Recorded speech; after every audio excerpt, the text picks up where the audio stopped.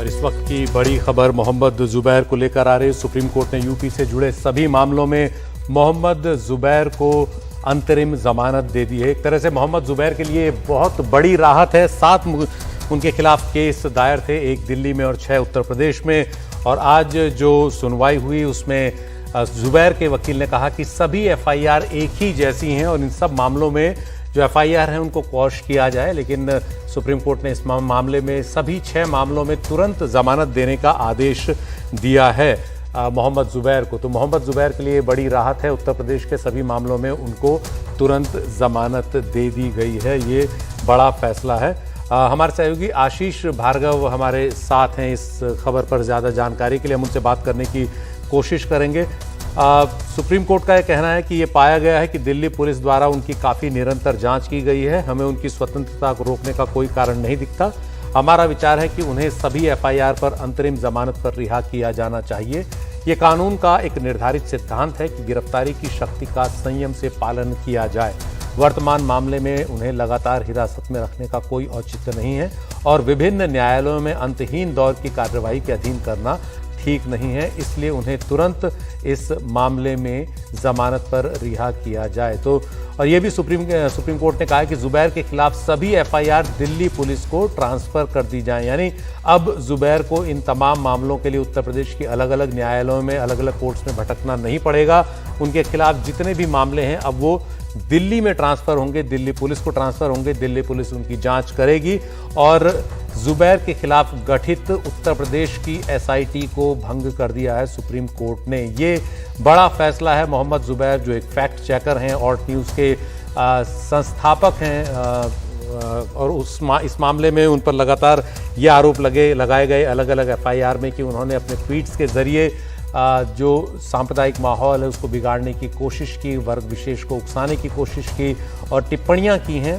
उन सभी मामलों पर सुप्रीम कोर्ट में आज जो सुनवाई चली है उसका नतीजा ये है कि सुप्रीम कोर्ट ने कहा है कि मोहम्मद जुबैर को अलग अलग मामलों में अलग अलग अदालतों में अंतहीन भटकाना ठीक नहीं है। हमारे साथ हमारे सहयोगी सौरभ शुक्ला हैं। सौरभ, आपके पास क्या जानकारी है? बड़ा फैसला सुप्रीम कोर्ट से आ रहा है।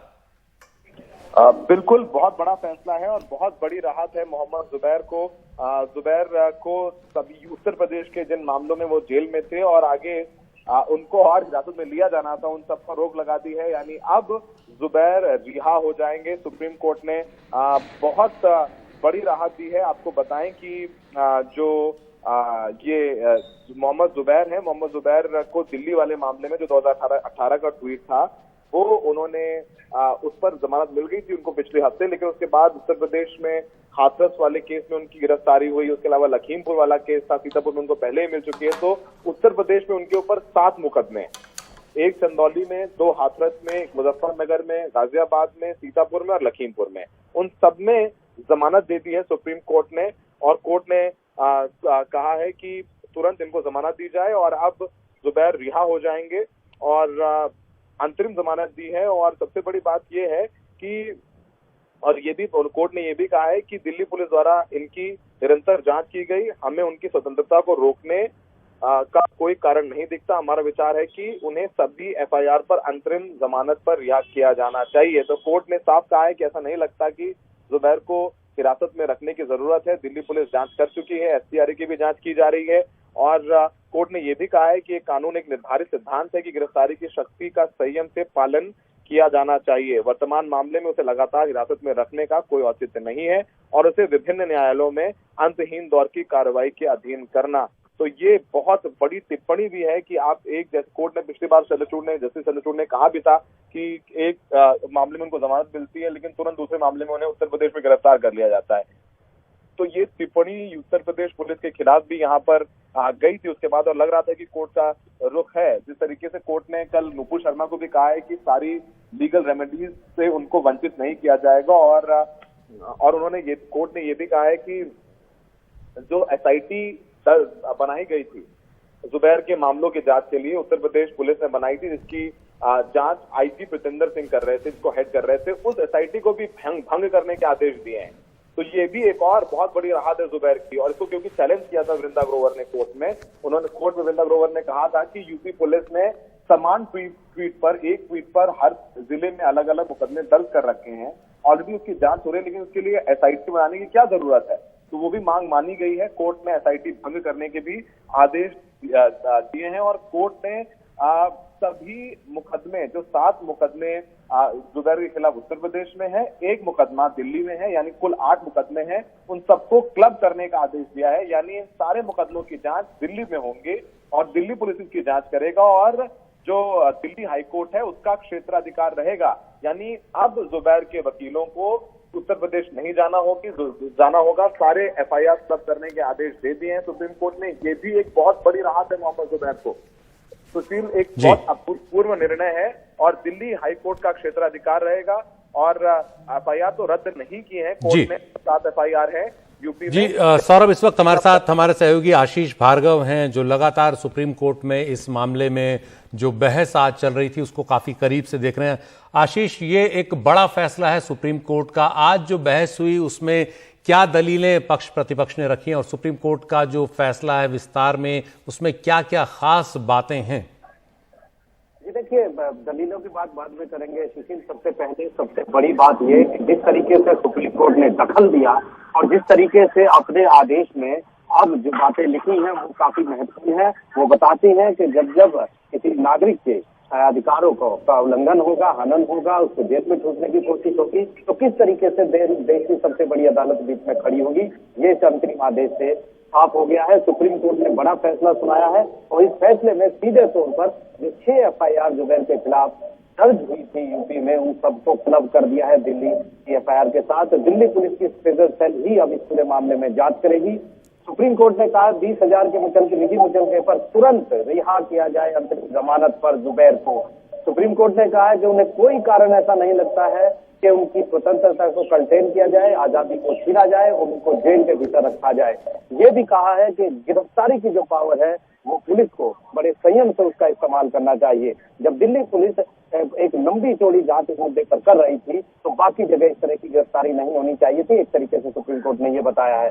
सुप्रीम कोर्ट ने कहा है कि वो एफआईआर रद्द नहीं कर रहे हैं जैसा कि जुबैर मांग रहा था, लेकिन क्योंकि अब सारी एफआईआर दिल्ली में है तो दिल्ली हाईकोर्ट जाकर वो एफआईआर अपने खिलाफ जो एफआईआर दर्ज है उनको रद्द करने की मांग कर सकते हैं जुबैर।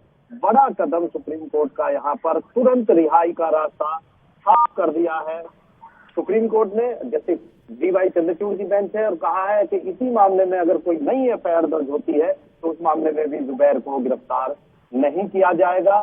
साथ ही साथ कहा है कि जो संरक्षण है वो आगे भी मिलेगा। सारे मामलों की जांच दिल्ली पुलिस करेगी और यूपी सरकार ने जो एसआईटी बनाई थी जुबैर के मामलों की जांच की, उसको पूरी तरह भंग सुप्रीम कोर्ट ने कर दिया क्योंकि वहाँ कोई जांच की मांग नहीं है। और इसके साथ साथ सुप्रीम कोर्ट ने ये कहा है कि लगातार उस जुबैर को हिरासत में रखने का कोई औचित्य नहीं है।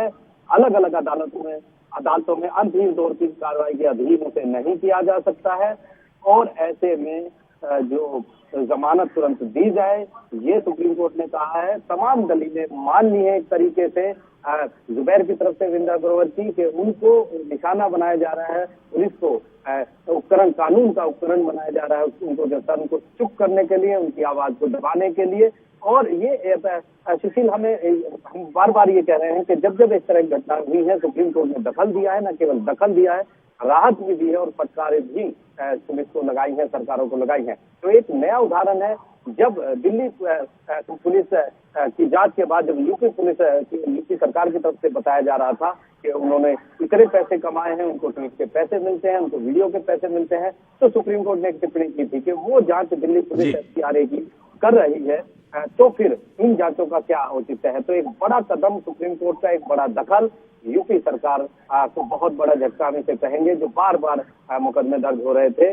क्योंकि पिछली बार भी जस्टिस चंद्रचूड़ ने कहा था कि दुष्चक्र लगता है कि एक मामले में जमानत मिलती है तो जुबैर को दूसरे मामले में उसके खिलाफ दूसरी एफआईआर दर्ज हो जाती है। तो यहाँ सुप्रीम कोर्ट ने मौलिक अधिकारों, जो नागरिकों के मौलिक अधिकारों के जो प्रहरी होने का जो संविधान ने उसको जो शक्ति दी है उसका इस्तेमाल किया है और एक बड़ा कदम उठाया। अब दिल्ली पुलिस अपने मामले की जांच करती रहेगी, तो इस मामले में आगे जो भी कार्रवाई हो, चार्जशीट दाखिल हो, ट्रायल चले वो चले, लेकिन जुबैर दिल्ली हाईकोर्ट जाकर अपनी एफआईआर को रद्द करने की मांग कर सकते हैं। जी शुक्रिया आशीष। इस बड़ी खबर पर हम बने रहेंगे। सुप्रीम कोर्ट का बड़ा फैसला, मोहम्मद जुबैर को एक बड़ी राहत, उनके खिलाफ जितने भी मामले हैं यूपी में उन सभी में उन्हें जमानत मिल गई है। 20,000 के नीचे मुचलके पर ही जमानत दी है और इससे उनके बाहर आने का रास्ता, रिहा होने का रास्ता साफ हो गया है। हालांकि अब जितनी भी एफआईआर उनकी हैं उन सब पर जांच दिल्ली पुलिस करेगी। इस बड़ी खबर पर हम बने रहेंगे।